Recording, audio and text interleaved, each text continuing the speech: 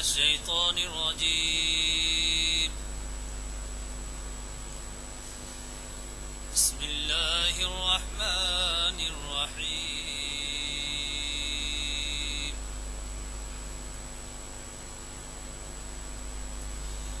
والضحى والليل إذا سجى ما ودعك ربك وما قلى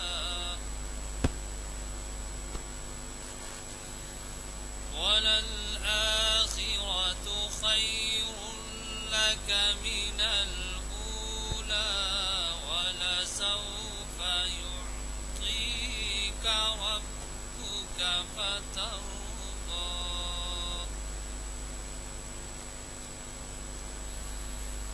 ألم يجدك يتيما فآوى ووجدك ضالا فهدى ووجدك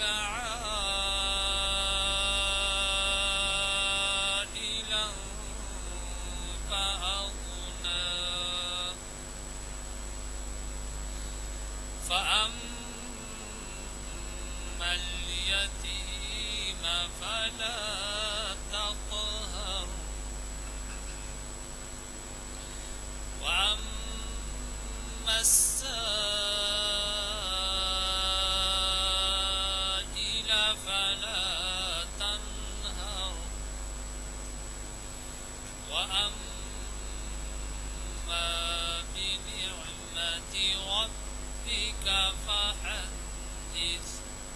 صدق الله العظيم. حضرات، آپ نے ابھی حافظ شمشاد صاحب کی شیران قرآن سماعت فرمائی. جیسے کہ آپ واقف ہیں، آج ہماری تاریخ اسلام کی ہفتہ واری نشست 671ویں منعقد ہو رہی ہے، اور اسے آپ کے جانے پہچانے مخبر اسلامک اسٹڈیز کے اسکالر ڈاکٹر میر اکبر علی افتخاری بعنوان مساجد کی اہمیت تاریخ اسلام کی روشنی میں مخاطب کر رہے ہیں. یہ تو آپ کو بتانے کی کہ مساجد سرکار دو عالم صلی اللہ علیہ وسلم ایسے مرکز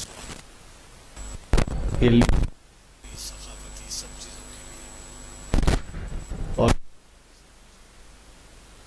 کہ اس کے بھی کئی دنوں تک کا ایک شہری کی زندگی میں کیا رول رہا ہے.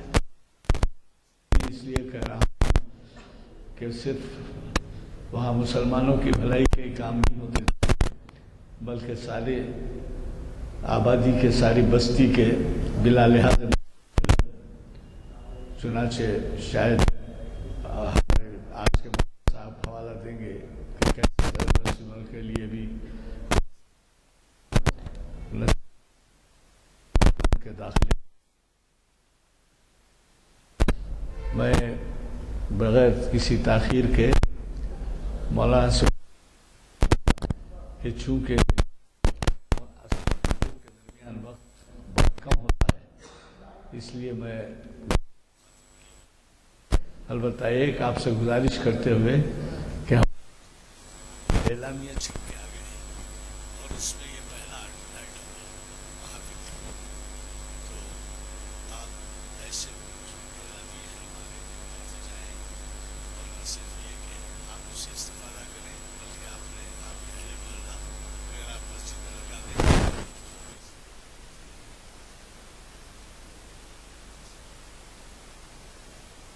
تو میں آج کے مخرج صاحب سے گزارش کرتا ہوں کہ وہ شہر شریف پر تشریف لائیں اور ہمیں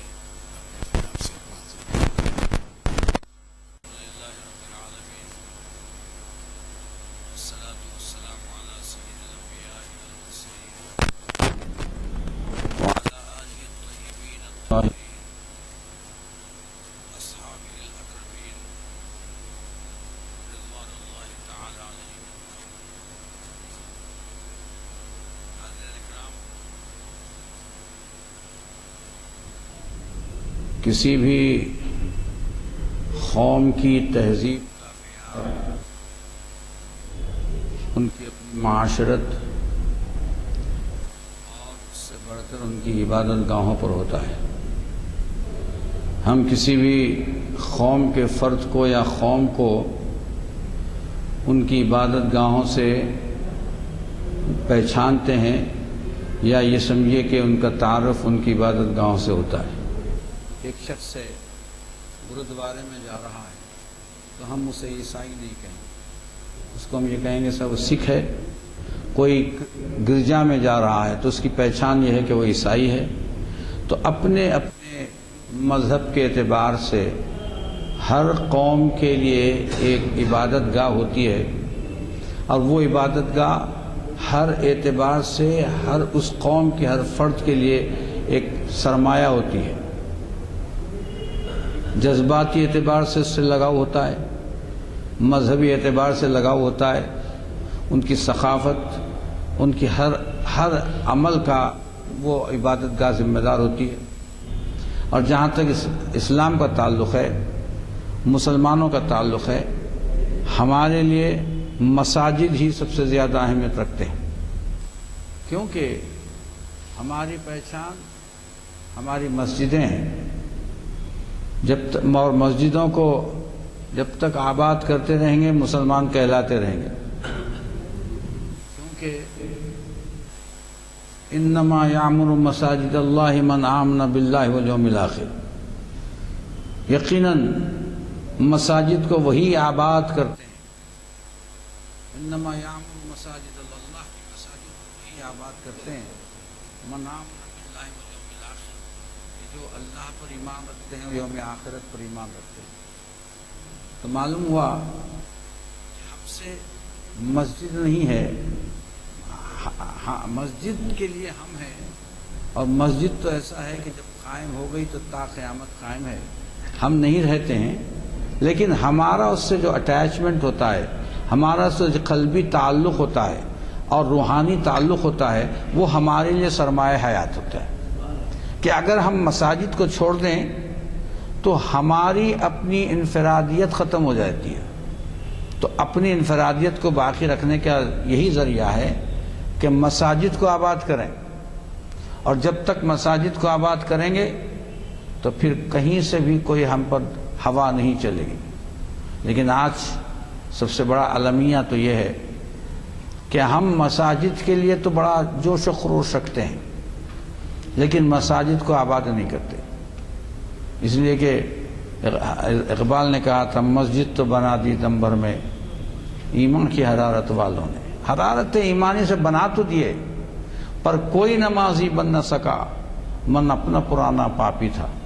تو من اپنا پاپی ہے، اور جب تک وہ مسلمان نہ ہو جائے، وہ ایمان والا نہ ہو جائے، مساجد کی رونق باقی نہیں رہے گی۔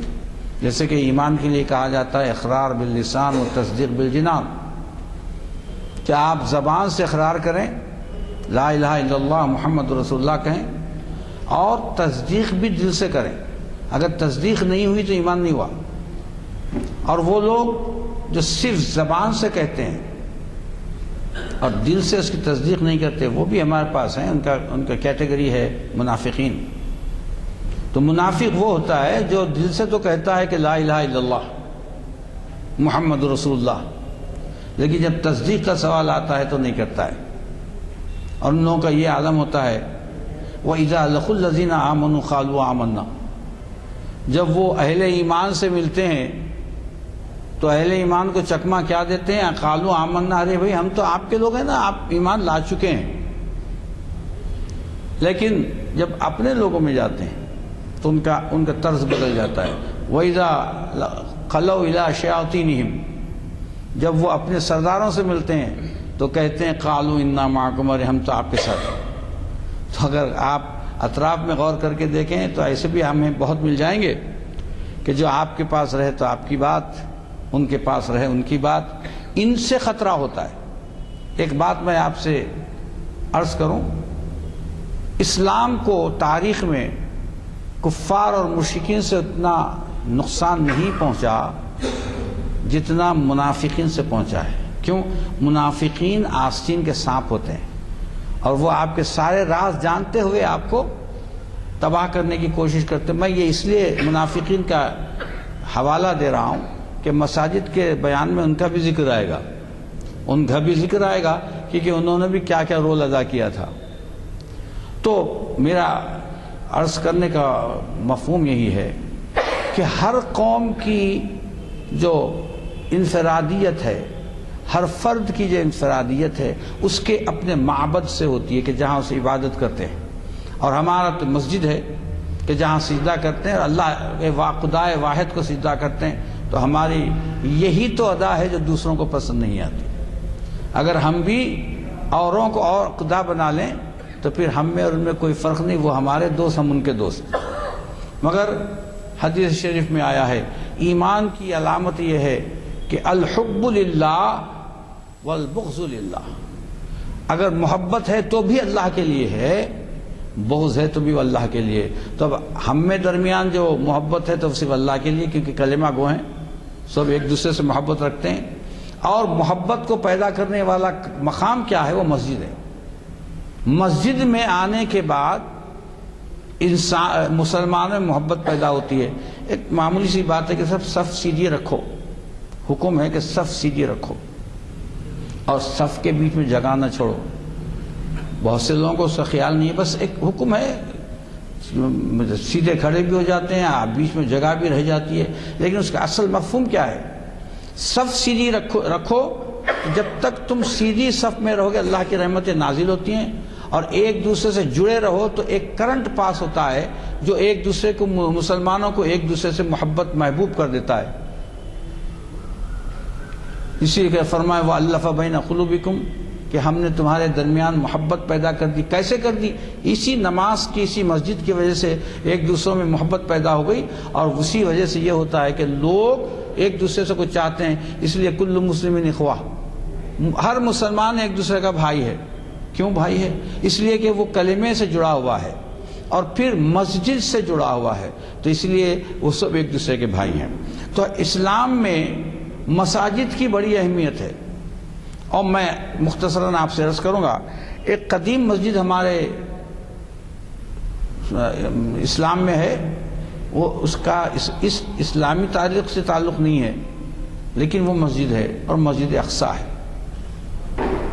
مسجد اقصیٰ گو کہ حضرت سلیمان علیہ السلام نے تعمیر فرمائی تھی، بہت قدیم مسجد ہے کہ اس سے زیادہ قدیم مسجد کوئی بھی نہیں، کیونکہ حضرت سلیمان علیہ السلام حضرت عیسیٰ، حضرت موسیٰ، حضرت ابراہیم وغیرہ سے بہت پہلے ہیں۔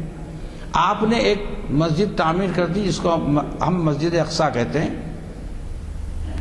یہ مسجد اقصیٰ حالانکہ وہ یروشلم میں ہے، حضرت سلیمان علیہ السلام نے اس کو تعمیر کیا، تاریخ اسلام سے اس کا کوئی تعلق نہیں ہے، لیکن بہت بڑا تعلق، اس لیے بہت بڑا تعلق ہے۔ جب نماز کا حکم ہوا تو ہمارا قبلہ اول مسجد اقصیٰ تھا کہ ہم اپنے رخ کو مسجد اقصیٰ کی طرف پھیر کر نماز پڑھتے تھے، اور مسجد اقصیٰ کا جو مقام ہے کعبۃ اللہ شریف سے بالکل مخالف اپوزٹ سائڈ پر ہے۔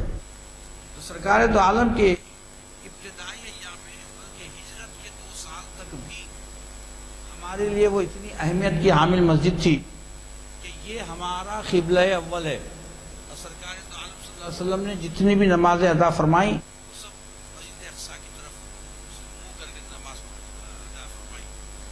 ایک تو یہ ہمارا قبلہ اول ہے، بہت اہم ترین ہے، اور دوسری اس میں شب معراج میں سرکار دو عالم صلی اللہ علیہ وسلم پہلا جو مقام تھا جہاں آپ تشریف فرما وہ مسجد اقصیٰ تھا، اور اس میں سرکار دو عالم صلی اللہ علیہ وسلم نے تمام انبیاء کرام کی جماعت کی نماز ادا فرمائی، اور جماعت آپ نے امامت فرمائی۔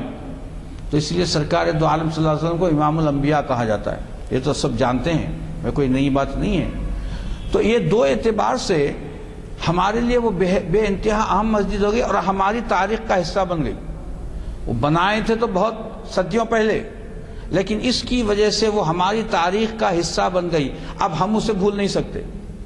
گو کہ کعبہ تحویل ہو گیا، قبلہ ہمارا بدل چکا، لیکن قبلہ اول سے جو ربط ہمیں موجود ہے وہ ربط تو ٹوٹنے والا نہیں ہے. جب تک کہ مسلمان اسلام پر ہے مسجد اقصی سے تو وہ جڑا ہوا ہے.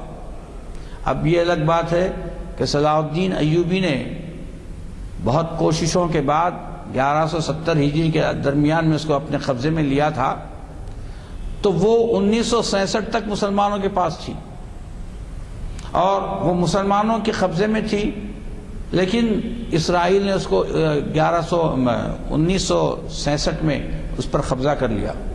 وہ چاہے کوئی بھی قبضہ کرے، وہ ہمارا ابھی بھی قبلہ اول ہے اور وہی اہمیت کا حامل ہے، اور وہ ہمارے لیے اتنی ہی متبرک ہے جتنی پہلے ہمارے قبضے میں ہونے سے تھی. اب یہ الگ بات ہے کہ وہ آج یہود کے قبضے میں ہے، تو پھر کوئی اور صلاح الدین پیدا ہوگا تو پھر اس کو قبضے سے چھڑائے گا، وہ تو الگ کیفیت ہے. لیکن یہ ہے کہ وہ ہمارے لیے بڑی اہم مسجد ہے، اور اور کئی اعتبار سے، کیونکہ وہاں انبیاء علیہ السلام کی اکثریت ہے جو مدفون ہے. وہ معراج کے لیے پہلا پڑاؤ بھی ہے، پھر وہ ہمارا قبلہ اول بھی ہے، اور جلیل القدر انبیاء علیہ السلام کے مزارات وہاں موجود ہیں. اب یہ الگ چیز ہے کہ عیسائی بھی اس کو اپنا متبرک مقام مانتے ہیں، یہودی بھی اپنا متبرک مقام مانتے ہیں، اور ہم بھی متبرک مقام مانتے ہیں، لیکن ہم نماز کے لیے مانتے ہیں اور ہمارا قبلہ اول ہے. اور دوسری چیز یہ تو مسجد اقصی کی بات ہو گئی، اور جس کا قرآن میں بھی اللہ تعالیٰ نے ذکر کیا ہے، سبحان الذی اسریٰ بعبدہ لیلا من المسجد الاقصی الى المسجد الحرام سبحان الذی اسریٰ بعبدہ لیلا من المسجد الحرام الى المسجد الاقصی الذی بارکنا حولہ لنریہ من آیاتنا. کہ پاک ہے وہ ذات جس نے اپنے بندے کو سیر کرائی. سبحان الذی اسریٰ بعبدہ لیلا، ایک رات میں، رات کے پچھلے پہر سیر کرائی کدھر؟ الى المسجد الحرام، من المسجد الحرام، مسجد حرام سے الى المسجد الاقصی، مسجد اقصی کی طرف سیر کرائی.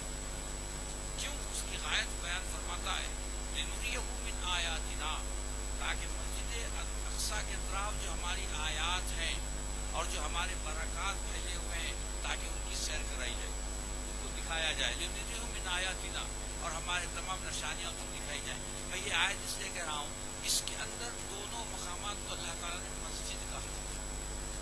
من المسجد الحرامی، مسجد حرام سے، الى المسجد الاقصی، مسجد اقصی تک. تو گویا یہ ہماری قرآن کی بھی مساجد ہو گئی، ہمارے دین اسلام کی سے رونق ہے، وہ ہمارے دین اسلام کی ایک طرح سے کہا جائے کہ وہ ہمارے سمبل بن گئی.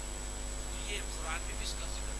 تو اتنی بابرکت مساجد ہیں یہ کہ ہم کو تاریخ سے اس کو جدا نہیں کر سکتے. میں نے ابھی کہا کہ بنائے تو حضرت سلیمان علیہ السلام نے، لیکن ہماری تاریخ کا پھر اور ہم سے وہ جدا نہیں، ہم اس مسجد سے ہم جدا، اور ہم اس کو نہیں چھوڑ سکتے. ہم نہیں چھوڑ سکتے اس لیے کہ وہ ہمارا قبلہ اول ہے. اور دوسری عظیم الشان جو مسجد ہے، مسجد حرام، جس کو ابھی میں نے آیت تلاوت کی ہے، یہ سورہ اسراء کی آیت ہے، پارہ شروع اسی سے ہوتا ہے، جس میں اللہ تعالیٰ نے کعبۃ اللہ کو مسجد حرام کہا. یہ بھی مسجد ہے اور مسلمانوں کی نشانی ہے. اب ہجرت کے بعد، جب ہجرت سے پہلے ادھر ہی رخ کر کے نماز پڑھتے تھے، تحویل کعبہ کا حکم آیا. وہ بہت بڑے مطلب واقعات میں نہیں جا رہا ہوں. تحویل کعبہ کا حکم آیا اور کعبے کو جو ہے مسجد اقصی سے مسجد حرام کی طرف پلٹ دیا گیا. اس سے پہلے صرف مسجد حرام اللہ بیت اللہ کا حیثیت رکھتی تھی. وہ ہمارے حضرت آدم علیہ السلام سے ہے، لیکن اس کی اہمیت کعبۃ اللہ، اللہ کے گھر کی، اللہ کے بیت اللہ کی اہمیت تھی. لیکن جب تحویل کعبہ ہو گیا، حکم یہ ہو گیا کہ تم اپنی نمازیں اسی کعبے کی طرف رخ کر پڑھو. وَوَلِّ وَجْهَكَ شَطْرَ الْمَسْجِدِ الْحَرَامِ، اپنے رخ کو مسجد حرام کی طرف پلٹا دو. تو ہم جہاں دنیا میں کہیں بھی رہیں، چاہے مشرق میں رہیں، مغرب میں رہیں، شمال میں رہیں، جنوب میں رہیں، لیکن ہم کو حکم ہے کہ جب بھی نماز کے لیے کھڑے ہوں، وَوَلِّ وَجْهَكَ شَطْرَ الْمَسْجِدِ الْحَرَامِ، اپنے رخ کو مسجد حرام کی طرف پلٹ دیں. اب یہ اہمیت ہو گئی کہ مسجد حرام کی طرف رخ کرنا چاہیے. اب ابتدائے اسلام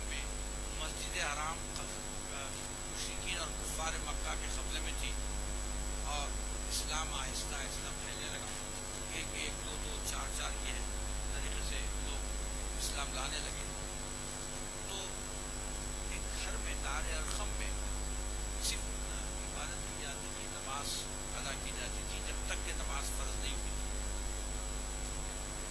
اور لوگ چھپ کے نماز کرتے کیونکہ اگر کفار مکہ کو یہ معلوم ہو جاتا کہ کسی کوئی شخص مسلمان ہوا ہے تو اس پر بڑے ظلم کے پہاڑ توڑے جاتے تھے۔ ابھی اسلام کمزور تھا، ابتدائی ایام میں تھا، ابھی حضرت عمر رضی اللہ تعالیٰ عنہ اسلام لائے تو وہ واقعہ کا سب کو معلوم۔ حضرت عمر جب اسلام لائے حضرت عمر رضی اللہ تعالیٰ عنہ نے فرمایا کہ یا رسول اللہ اب ہم چھپ کر عبادت نہیں کریں گے۔ حضرت عمر سے پہلے چھپ کر عبادت کی جاتی تھی، لیکن آپ نے کہا کہ نہیں، خدا کی قسم جب یہ حق ہے تو ہم حق کو بتا کر رہیں گے اور اعلانیہ عبادت کریں گے۔ تو آپ نے کہا کہ یا رسول اللہ اب آج سے ہم چلیے خانہ کعبہ میں کھل کر عبادت کریں۔ تو تاریخ میں لکھا ہے کہ سرکار دو عالم صلی اللہ علیہ وسلم ایک جلوس کی حیثیت ایک طرز پر آپ خانہ کعبہ میں تشریف لائے اور سامنے حضرت عمر رضی اللہ تعالیٰ عنہ ہیں ننگی تلوار لیے ہوئے اور لوگوں کو للکار رہے ہیں کہ لا الہ الا اللہ محمد رسول اللہ، اگر تم کو کوئی ہے یہ اتنی ہمت تو آؤ اور میرے سامنے اس کو روک دو۔ تو آپ یقین مانیں گے ایک شخص ہیں حضرت عمر رضی اللہ تعالیٰ عنہ، اور جب یہ لے کر جلوس نکلے سامنے ننگی تلوار ہے اور آپ نے نماز ادا فرمائی جماعت کے ساتھ، اپنے طواف کعبہ کیا، طواف بھی کرنے تو چلو، اور سامنے وہی تلوار لیے ہوئے اور آپ کلمہ پڑھتے ہیں تلوار لیے ہوئے جا رہے ہیں۔ کسی بھی کفار مکہ یا سرداران مشرکین کو اتنی ہمت نہیں ہوئی کہ ان کے سامنے آ کر روکتے تھے۔ کیوں؟ کہ عمر سے سب واقف تھے، حضرت عمر رضی اللہ تعالیٰ عنہ سے سب واقف تھے، خائف تھے۔ اب کسی کی ہمت نہیں ہوئی تو آپ نے فرمایا یا رسول اللہ کل سے آج ہماری نماز خانہ کعبہ میں ہو، اسی لیے ان کو نام فاروق دیا گیا، لقب فاروق دیا گیا۔ ایک اور بھی واقعہ ہے جس میں فاروق کا لقب دیا، لیکن یہ وہ واقعہ ہے جس میں حضرت عمر نے فرق پیدا کر دیا، کفار میں مشرکین میں اور مسلمانوں میں فرق پیدا کر دیا۔ اب یہ مسجد انتہائی اہم ہو گئی، یہاں اذان کا جب حکم ہوا تو اذان بھی ہونے لگی اور یہاں نماز ہونے لگی، اور کفار مکہ کی ہمت نہیں ہوتی تھی کہ جو مٹھی بھر مسلمان ہیں، ایسا نہیں مٹھی بھر مسلمان ہیں اور مٹھی بھر مسلمانوں کو عبادت کرنے سے روک سکے۔ اس سے ایک بات ہم کو معلوم ہے، اگر دل میں ایمان ہو، خوف خدا ہو، خشیت الہی اگر دل میں ہو تو کتنے ہی لوگ آ جائیں ہمارے مقصد سے نہیں ہٹا سکتے۔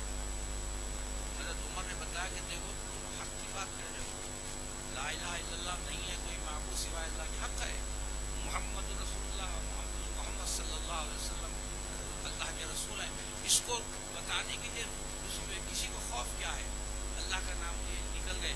تو آپ نے دیکھا کہ خانہ کعبہ میں کسی کی ہمت نہیں ہوتی تھی کہ مسلمان کو اب سزا سکے، لیکن کبھی کبھار جب ایک آدھ مل جاتا تو سزا دیتا۔ آج ہم کو یہی سوچنا چاہیے کہ اگر ہم بھی مسجدوں سے ایسے ہی جڑے رہیں، مسجدوں کو ایسے ہی آباد کریں کہ جس طرح مسلمان کیا کرتے تھے، تو کسی کی ہمت نہیں ہوتی کہ کسی مسجد کو بابری مسجد بنا دے، کسی مسجد کی طرف آنکھ اٹھا کر دیکھ لیں۔ یہ کیوں؟ اتحاد ختم ہو گیا۔ اتحاد کے ختم ہونے سے اللہ تعالیٰ نے ہمارے منتشر ہونے کی وجہ سے، ہمارے انتشار کی وجہ سے ان کو ہم پر مسلط کر دیا۔ ایک حدیث شریف ہے، اس کا مفہوم عرض کر رہا ہوں۔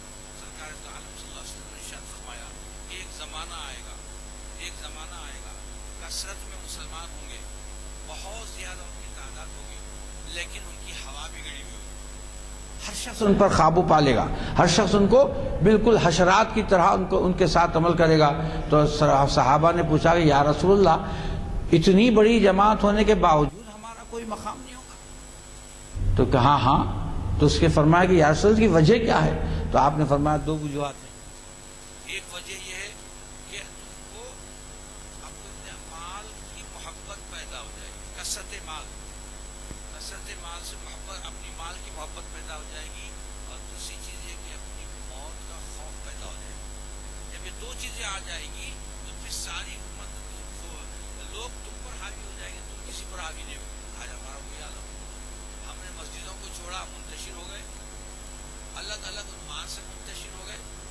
اب تو مسجدیں بھی الگ بن رہی ہیں اور ان کے اندر انتشار کا یہ عالم ہے کہ آج ہر شخص کھڑا ہو رہا ہے, ہم پر حاوی ہو جا رہا ہے, ہم پر حاوی ہو جا رہا ہے. اور یہ سرکار دو عالم صلی اللہ علیہ وسلم نے ارشاد فرمایا تھا کہ جب لوگ اپنے راستے سے ہٹ جائیں گے, حق کے اور انصاف کے راستے سے ہٹ جائیں گے, دین سے ہٹ جائیں گے, تو پھر ان پر ظالم حکومتوں کو مسلط کر دیا جائے گا. آج ہم وہی ہے, ظالم حکومتیں ہم پر ہیں. آج ابھی ہندوستان میں نہیں, ہر دنیا کے ہر ملک میں دیکھیں گے آپ کہ مسلمان مغلوب ہیں, جو مغلوب ہیں, حالانکہ ان کی تعداد کروڑوں میں. لیکن یہ ہے کہ ہم اپنے ایمان کو, کی اہمیت کو بھول گئے, مساجد کی اہمیت کو بھول گئے. اور مساجد کی اہمیت آج تو یہ ہو گیا ہے کہ خانہ کعبہ کو جا رہے ہیں, خانہ کعبہ کو حج کے لیے جا رہے ہیں, میں کسی پہ اعتراض نہیں کر رہا ہوں, خانہ کعبہ میں جا رہے ہیں مگر ہماری اصلاح نہیں ہوتی. حالانکہ اگر حج کر لیں تو ہماری اصلاح ہو جائے, مسجد حرام میں چلے جائیں تو ہماری اصلاح ہو جائے. ہم حج تو کر رہے ہیں, وہی ہے من اپنا پرانا پاکی, مگر اصلاح نہیں ہو رہی. کیوں کہ ہم نے ہر چیز کو چھوڑ دیا, یہاں تک کہ مساجد کو بھی چھوڑ دیا. اب یہاں سے جب ظلم و ستم بڑھا, ظلم و ستم بڑھنے کے بعد حکم ہوا کہ اے حبیب یہاں سے ہجرت فرمائی. ہجرت کا حکم آیا تو سارے مسلمان ہجرت کرنے لگے. اور سرکار دو عالم صلی اللہ علیہ وسلم بھی ہجرت فرمائی. وہ سارے ہجرت کے تمام واقعات میں نہیں کر رہا ہوں. 21 سفر کو آپ نے سفر شروع فرمایا. اور بڑی دلچسپ بات یہ ہے کہ سرکار دو عالم صلی اللہ علیہ وسلم کی پیدائش بھی 12 ربیع الاول ہے, آپ کی وفات مبارک بھی 12 ربیع الاول ہے. اور جب آپ مدینے کے دواہ میں پہنچے تو وہ بھی 12 ربیع الاول اور 3 کا دن تھا. تو آپ مدینہ شریف میں تشریف فرما ہو اور مسجد قباء کے قریب کی بستی میں آپ نے توقف کیا. تو لوگوں نے, صحابہ نے کہا یا رسول اللہ یہاں تو امن ہے, وہاں مشرکین کی طرح کوئی پریشانی نہیں ہے, کیوں نہ ہم ایک ایسی جگہ بنا لیں, ایسا گھر بنا لیں کہ جہاں سکون سے عبادت اللہ تعالیٰ کی عبادت کر سکیں. تو آپ نے کہا کہ چلیے بسم اللہ. تو مسجد پہلی مسجد بنی اور مسجد کو حضرت یاسر نے پتھر لا کر رکھا اور دوسرے صحابہ نے بھی پتھر لائے. اور 3 خلفائے ہونے والے خلفائے راشدین تھے, وہ بھی پتھر لا کر رکھ رہے تھے. چوتھے حضرت علی نے کوئی پتھر اٹھا کر نہیں لائے. تو کوئی وجہ یہ نہیں ہے جیسا وہ کام نہیں کرنا چاہ رہے تھے. سرکار دو عالم صلی اللہ علیہ وسلم نے مکے میں چھوڑ دیا تھا تاکہ وہ لوگوں کی امانتیں واپس کر کے تیسرے دن نکل کر آئیں. وہ ہجرت کے وقت سرکار دو عالم صلی اللہ علیہ وسلم ساتھ نہیں تھے. تیسرے دن آپ آ کر شامل ہوئے تو پھر انہوں نے بھی اس میں مدد کی. ایک مسجد بن گئی, ایک ایسا گھر بن گیا اللہ کا کہ جہاں عبادت کی جاتی. پہلی مسجد ہے تاریخ اسلام کی کہ جو مسلمانوں نے بنائی, اب تک کوئی مسجد نہیں بنائی تھی. اور اسی مسجد کے لیے اللہ تعالیٰ نے قرآن میں ارشاد فرمایا لمسجد اسست علی التقوی من اول یوم حق رجال یحبون ان یتطہروا. اللہ تعالیٰ فرماتا ہے کہ یہ وہ مسجد ہے لمسجد اسست, اس کی بنیاد بنائی ڈالی گئی ہے علی تقوی, اسس علی تقوی, تقوی سے اس کی بنیاد بنی. اس لیے کیوں صحابہ اس کی بنیاد کھود رہے ہیں, صحابہ دیواریں اٹھا رہے ہیں. اور صحابہ کا خود سرکار دو عالم صلی اللہ علیہ وسلم اس میں تشریف فرما ہے, آپ بھی پتھر لا رہے ہیں. اور اس کی بنیاد جو بنی ہے تو ایسے متقیوں کی وجہ سے بنی, ان کے عمل کی وجہ سے بنی. اس لیے اللہ تعالیٰ نے فرمایا کہ اسس علی التقوی من اول یوم, پہلے یہ جو مسجد بنی ہے وہ مسجد قباء ہے. مسجد قباء ہے کہ جس کی بنیاد تقوی پر ہے. مفسرین نے کہا کہ مسجد میں قباء بھی ہے اور مسجد النبی صلی اللہ علیہ وسلم ہے. تو پہلی جو تاریخ اسلام کی پہلی مسجد, پہلی عبادت گاہ جو بنی مسجد قباء, اور اس مسجد قباء کا یہ عالم جو سرکار دو عالم صلی اللہ علیہ وسلم کو اس مسجد سے جب آپ مدینہ شریف تشریف لائے، یہ مدینہ کے باہر کی بستی ہے، جب مدینہ شریف تشریف لائے تو اس کی کتب سیر میں لکھا ہے کہ سرکار دو عالم صلی اللہ علیہ وسلم وقتاً فوقتاً اور خصوصاً ہفتے کے دن اس مسجد میں جا کر نماز ادا فرماتے، بڑی محبت تھی اس مسجد سے، اور آپ نے بشارت دی کہ جو شخص وضو کرے اور کامل ایمان کے ساتھ اس میں 2 رکعت نماز پڑھے تو وہ ایسے ہے جیسے کہ اس نے عمرہ کیا، عمرے کا حج ثواب ملے گا۔ تو اب اس کے بعد ہر صحابی کا یہی انداز ہوتا کہ اس مسجد میں نماز پڑھے، پہلی چیز تو ثواب، اور دوسری چیز سرکار دو عالم صلی اللہ علیہ وسلم کی اتباع۔ تو اتباع کا ایک نمونہ بن گیا کہ وہ مسجد میں جو بھی نماز پڑھے گا اس کو عمرے کا ثواب ہوگا۔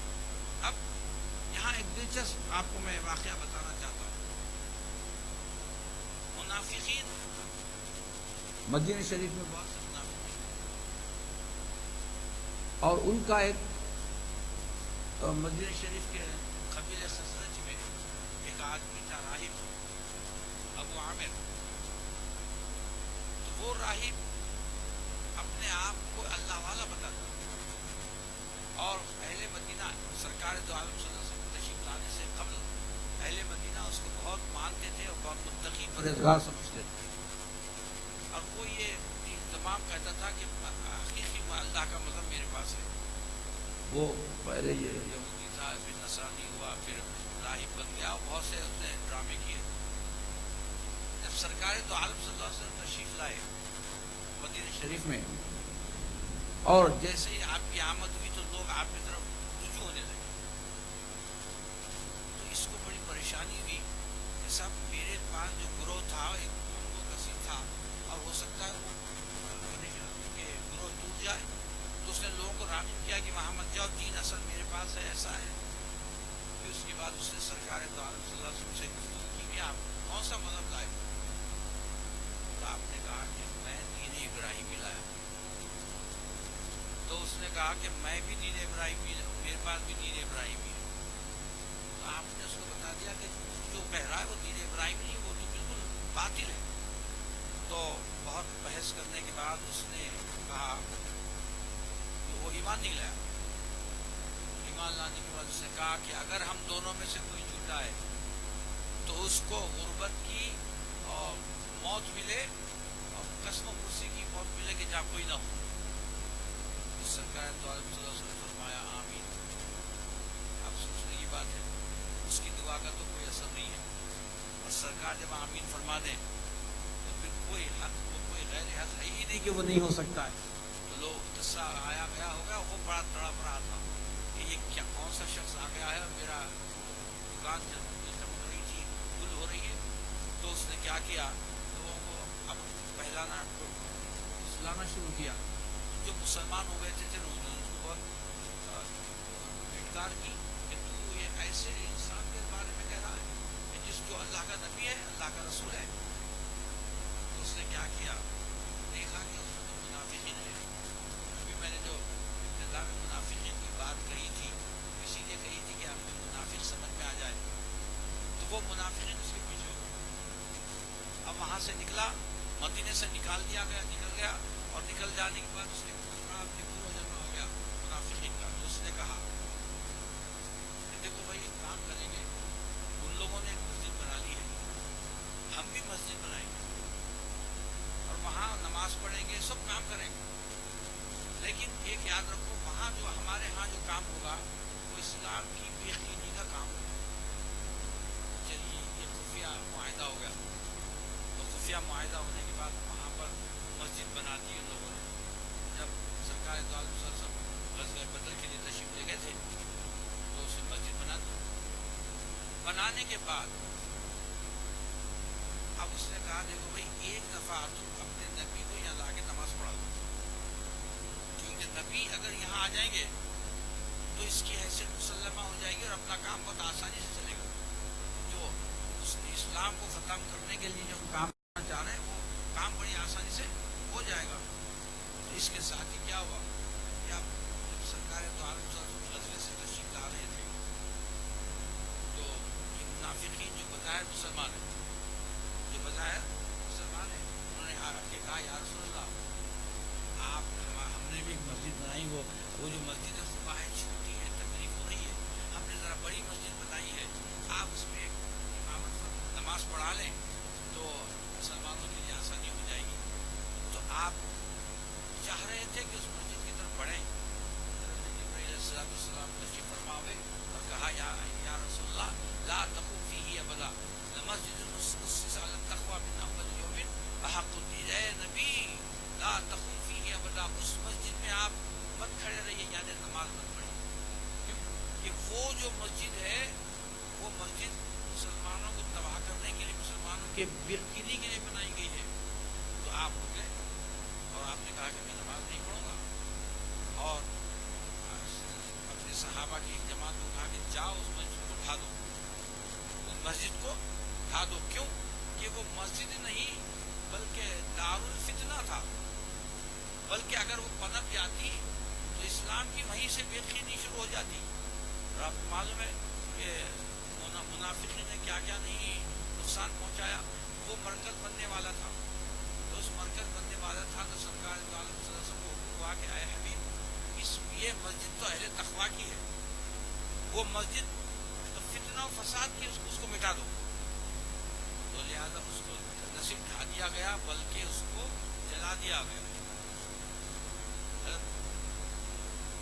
محدث دہلوی عبداللہ علیہ فرماتے ہیں کہ وہ مقام جہاں پر مسجد اس کا نام ہے مسجد زرار، مسجد زرار بنائی گئی تھی، ایسا منحوس مقام تھا کہ اس کو میڈیامنٹ کر دیا گیا، اس کو تمام جو اشیاء تھی ان کو جلا دیا گیا، اور اس جلانے کے بعد آپ نے ایک صحابی کو وہ مسجد وہ گھر حصہ دے دیا اور کہا تم گھر بنا کر رہ جاؤ۔ وہ گھر بنا کر رہ گئے۔ تو تاریخ میں لکھا ہے کہ جب تک وہ اس گھر میں تھے صاحب اولاد نہیں ہوئے۔ وہ ایسا منحوس مقام تھا وہ خطہ کہ جب تک وہ صحابی وہاں تھے صاحب اولاد نہیں، جب وہاں سے نکل گئے تو ان کو اولاد نصیب ہوئی۔ اور لوگوں نے کہا کہ اس کو کھود کر پھینک دیں گے، جیسے ہی کھودا تو اندر سے آگ نکلنے لگی۔ تو وہ جہنم کی خطے میں بنا رہے تھے، تو اس کو ہوا کہ مسجد زرار کو توڑ دو۔ اب یہاں ہمیں معلوم ہوا کہ مساجد دو قسم کے ہوئی، ہم کو تاریخ میں بتایا جا رہا ہے کہ دیکھو بھائی اگر تقوی والی مسجد ہے تو قائم رہے گی، اور مسجد کا حکم کیا ہے؟ شرعی حکم یہ ہے کوئی بھی کسی بھی جگہ اگر مسجد کہلا دی جائے، مسجد بنا دی جائے، تا قیامت وہ مسجد ہے، نہ گھر بن سکتا ہے، نہ بلڈنگ بن سکتی ہے، نہ مال بن سکتا، کچھ نہیں بن سکتا، کچھ نہیں ہو سکتا۔ اگر ایک دفعہ کہہ دیا جائے کہ یہ مسجد ہے تو مسجد ہے، تو یہ حکم الہی ہے، حکم شرعی ہے، تو سرکار دو عالم صلی اللہ علیہ وسلم نے اس کو قائم رکھ کر وہ گھر بنانے کے لیے دے دیا۔ یہ مسجد ہی نہیں ہے، یہ مسجد نہیں بلکہ دارالفتنہ ہے، تو آپ نے اس کو دے دیا۔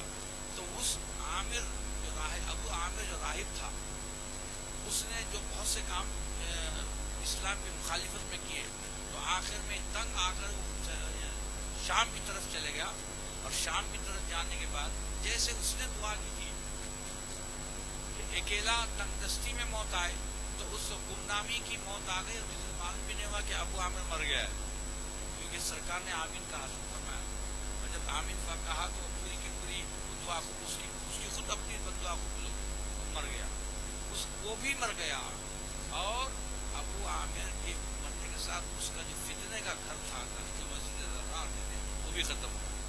تو ہم کو ایک تعلیم دی گئی ہے کہ مسجد تقوی کے ساتھ بناؤ، مسجد تقوی خوف الہی کے ساتھ بناؤ، اور اس میں جو بھی نماز پڑھے گا یقیناً اللہ تعالیٰ کے امن و امان میں رہے گا۔ لیکن اگر کوئی ایسی مسجد بنتی ہے تو اس کا کام کیا ہے؟ ڈھا دو۔ مسجد ڈھانا بہت بری بات، مگر مسجد ڈھا دو۔ حکم یہ ہے کہ شرعی حکم یہ ہے کہ جہاں مسجد ایک دفعہ بن جائے تو قیامت تک وہ مسجد ہے، چاہے اس میں آبادی ہو نہ ہو، نماز ہوتی ہو نہ ہو، لوگ آتے ہوں یا نہ ہو، کچھ بھی نہیں، اس کو آپ ہاتھ نہیں لگا سکتے۔ اور دوسری چیز، جو مسجد بنانے والے ہیں، وہ جو مسجد بنانے والے ہیں، سرکار صلی اللہ علیہ وسلم نے فرمایا کہ جو مسجد کی تعمیر میں حصہ لیتے اللہ تعالیٰ کو جنت کا گھر بنا دیتا ہے، یعنی اتنا ثواب عطا فرماتا ہے کہ وہ جنت میں محل مل جاتا ہے، اور کم زیادہ کا کوئی سوال نہیں۔ آپ 1 روپیہ دیجیے کہ 1 کروڑ میں ثواب تو اتنا ہی ملے گا اپنی اپنی حیثیت کے مطابق۔ تو ایک تو اب یہ ہوا کہ ہماری یہ مساجد اب خانے منورہ میں 2 مساجد ہوئی، ایک مسجد منورہ مسجد نبوی صلی اللہ علیہ وسلم اور ایک مسجد قباء۔ اب مسجد نبوی صلی اللہ علیہ وسلم ہمارا ہیڈ کوارٹر تھا، پائتخت تھا۔ سمجھیے کہ آج ہر پائتخت میں ایک سیکریٹریٹ ہوتا ہے، تو وہ سرکار دو عالم صلی اللہ علیہ وسلم کے ساتھ حضرت ابو بکر، حضرت عمر رضی اللہ تعالیٰ عنہ کے ساتھ بھی وہ کے زمانے میں بھی وہ ہیڈ کوارٹر اور سیکریٹریٹ تھا۔ وہاں ہر کام ہوتے، سرکاری امور وہیں انجام پائے جاتے، وفود آتے، باہر کے ممالک کے وفود آتے تو وہیں آتے۔ ایک دفعہ تاریخ میں لکھا ہے کہ روم سے، ایران سے ایک وفد آیا، ایک امبیسڈر آیا سرکار دو عالم صلی اللہ علیہ وسلم کی خدمت میں، مدینہ آیا، سلمان صاحب مدینہ سے آیا دست ہے، آ کر پوچھنے لگا کہ بھائی آپ ذرا بتاؤ کہ تمہارے جو بادشاہ ہیں ان کا محل کہاں ہے؟ کیونکہ ان کے پاس تو وہ کوئی کلچر ہے نا، محل بادشاہ سیکورٹی فلاں فلاں۔ تو عربوں نے کہا کہ کون سا محل؟ ہمارے یہاں کوئی بادشاہ نہیں ہے، ہاں ہمارے سردار محمد مصطفیٰ صلی اللہ علیہ وسلم ہے، وہ مسجد میں تشریف فرما ہے، وہاں جا کے ملو۔ اب وہ ڈرتے جا رہا تھا کہ بھائی کیونکہ دربار میں کیا ہوتا ہے، سیکورٹی ہوتی ہے، وہ پار کرنا ہوتا ہے، وہاں بہت سی چیزیں ہوتی ہیں۔ وہاں جا کر دیکھا سرکار دو عالم صلی اللہ علیہ وسلم چٹائی پر تشریف فرما بوریے پر، اور تمام صحابہ اطراف میں سر جھکائے تشریف فرمائے، اور ایک جلال اور حیبت کا منظر ہے۔ جب داخل ہوا تو اس کو حیبت شروع ہو گئی کہ بھائی میں کہاں آ گیا ہوں۔ خیر اس نے بات چیت کی، وہ تو سب چیز، لیکن اس کا جو بیان سنی، اپنے دربار میں جا کر اس نے کہا اپنے شہنشاہ سے کہ میں نے سینکڑوں دربار دیکھے، بڑے بڑے بادشاہوں کے دربار میں جا چکا ہوں، لیکن جو مدینہ کا دربار دیکھا ہوں میں نے ایسا دربار کہیں نہیں دیکھا، نہ کوئی اس کی سیکیورٹی ہے، کوئی حفاظت کرنے والا نہیں ہے، کوئی فوج ساتھ نہیں ہے، کوئی محل نہیں ہے، بادشاہ وقت چٹائی پر بیٹھے ہوئے ہیں، اور ان کے اطراف جو لوگ بیٹھے ہوئے ہیں ایسے بیٹھے ہوئے ہیں سر جھکائے ہوئے کہ اگر ان کے سروں پر گھونسلہ، اگر کوئی چڑیا گھونسلہ باندھ دے اور اس کے اندر انڈے بھی دے دے تو ان کے سروں کو جو اور تو کہا کہ یہ دربار کا عالم ہے، دربار نبوی ہے، اور یہ بادشاہی کا عالم ہے، بادشاہی ہو رہی ہے، پوری کائنات میں بادشاہی ہو رہی ہے، اور بادشاہ وقت کا یہ عالم ہے کہ آپ تشریف فرمائے، کوئی سیکورٹی نہیں۔ تو یہ سارے امور وہیں ہوتے، اس کو حضرت ابو بکر صدیق رضی اللہ تعالیٰ نے بھی قائم رکھا، اس کو حضرت عمر رضی اللہ تعالیٰ عنہ نے قائم رکھا، ہر خلیفہ نے اسی کو قائم رکھا، اور یہ ہمارا ہیڈ کوارٹر تھا۔ اب یہ تو سرکاری امور ہو گئے، احکام الہی یہیں سے جاری ہوتے ہیں، احکام کی پابندی بھی یہیں سے کی جاتی ہے۔ اب رہا سرکار نے فرمایا، ایک حدیث شریف ہے کہ کن معلما او متعلما او مستمعا ولا تکن رابعا۔ علم کی ہمارے سرکار نے اتنی قدر بتائی کہ کن معلما، تم تعلیم دینے والے بن جاؤ۔ اب تعلیم دینے والا بننا تو اس کا علم کا معیار بہت بلند ہونا چاہیے کہ وہ تعلیم دے سکے، یہ نہیں ہو سکتا۔ او متعلما، یا کم سے کم تعلیم حاصل کرنے والے بن جاؤ، علم سے تو دور رہنا ہی نہیں ہے۔ فرمایا یا تم اتنے قابل ہو جاؤ کہ تم علم پھیلا سکو، یا پھر اگر تم اتنے قابل نہیں تو متعلم بن جاؤ، علم حاصل کرو، یا یہ بھی نہیں ہو سکتا۔ او مستمعا، علماء کو سننے والے بن جاؤ، اہل علم کی صحبت میں بیٹھ کر ان کو سننے والے بن جاؤ، اس سے بھی فائدہ ہوگا، کیونکہ آپ کو معلوم ہونا چاہیے علماء کی صحبت میں رہ کر لوگ عالم ہو، یہ مستمعا تو ان کو سننے والے بن جاؤ۔ ولا تکن رابعا، چوتھے مت بنو، یعنی جاہل مت بنو۔ جاہل کے لیے آپ نے لفظ جاہل بھی نہیں فرمایا، چوتھے مت بنو، سمجھ لو کہ جاہل مت بنو۔ تو علم کی اتنی قدر ہے کہ معلم بن جاؤ، متعلم بن جاؤ، مستمع بن جاؤ، کیا نہیں ہو سکتا؟ جاہل مت رہو، علم حاصل کرو، کیونکہ علم حاصل کرنا ہر مسلمان مردوں پر لازم ہے۔ طلب العلم فریضۃ علی کل مسلم و مسلمۃ، تو طلب علم۔ اب یہ مسجد نبوی یونیورسٹی بھی ہے، ایک تو ہم نے دیکھ لیا کہ وہاں تمام امور سرکاری امور طے پا رہے ہیں، یونیورسٹی بھی ہے۔ 6 اصحاب کو آپ نے یہ اختیار دے دیا تھا کہ کوئی بھی مسئلہ آئے مجھ سے پوچھو، اگر مجھ سے